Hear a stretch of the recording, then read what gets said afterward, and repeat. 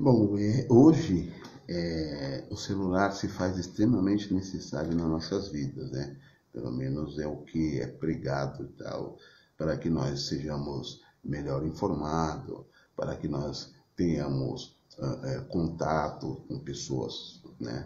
Mais distantes, até realmente facilitou muito, claramente, os benefícios do celular, né, da tecnologia, são palpáveis, né? Porém, é palpável também a questão do controle, né? De subjugar-se, né?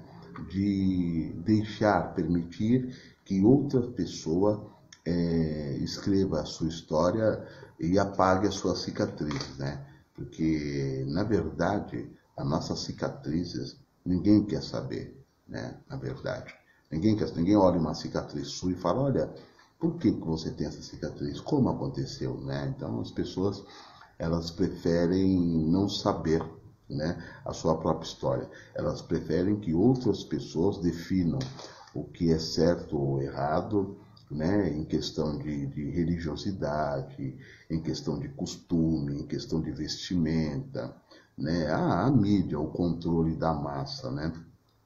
E aí você sai hoje, sai para trabalhar, trabalha até ao meio-dia, aí no seu horário de almoço você pega o celular, né, para ficar ali e tal, acompanhando e vendo aí vídeos e tal, essas coisas, e não te dá um momento em que você, ou pelo menos não é oferecido, um momento seu de reflexão, onde você possa parar e analisar sobre o seu dia, ter uma cognitiva, né?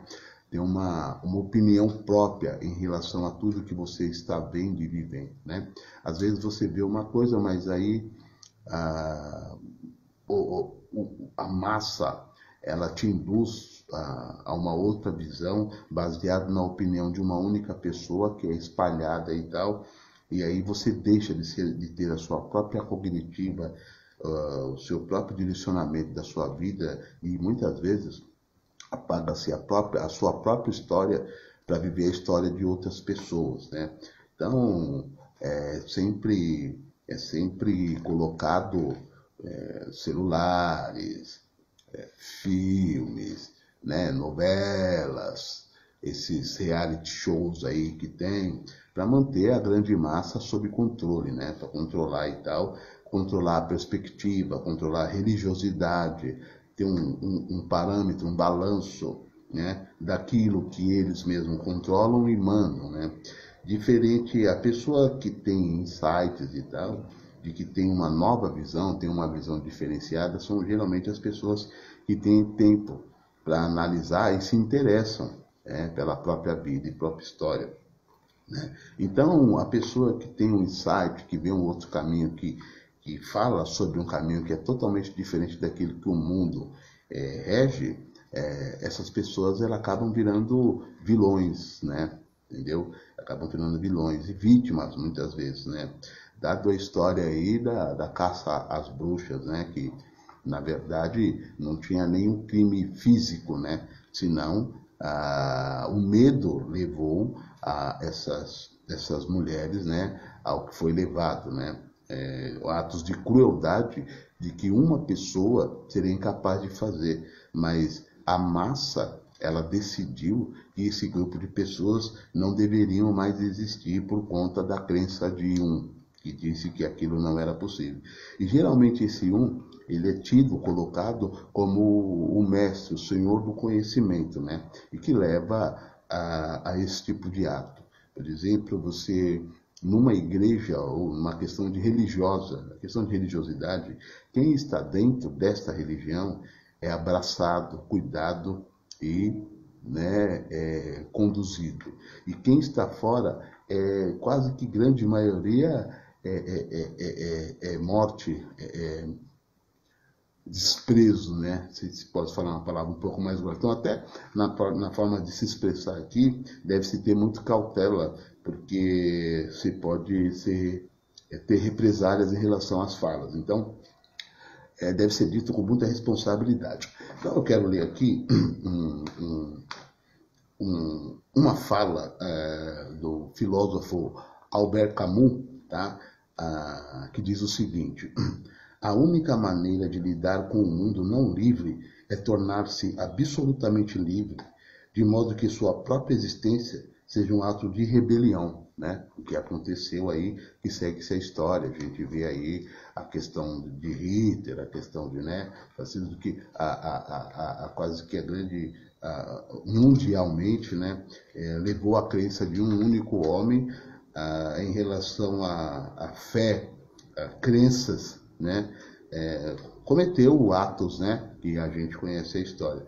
Então, a sugestão é sempre procurar ler mais, se informar mais, questionar. Por que, quando e onde é sempre importante. Porque até em questão de religiosidade, dentro da própria Bíblia, é sugerido que consultemos sempre as Escrituras, que é o livro ali e tal, para que nós não sejamos manipulados por seres humanos passíveis de erros e acertos, assim como nós, e até em questão de opinião também, e nos levar ao erro, né? Nos levar a cometer atos que vão totalmente contra a nossa humanidade em si, né? Mesmo que estejamos cegos e tal, andando, e a gente acaba cometendo esses atos. Então, é difícil falar sobre um ponto de vista diferente daquele que o mundo rege, né? Geralmente, essas pessoas elas acabam virando vítimas, né? Porque já existe já um totalitarismo, né? Menticídio, que conduz as pessoas erroneamente a esses atos. Então, até a questão de Estevão, quando ele falou lá e tal, sobre o povo, disse, perdoa o que eles fazem porque eles não sabem o que fazem, né?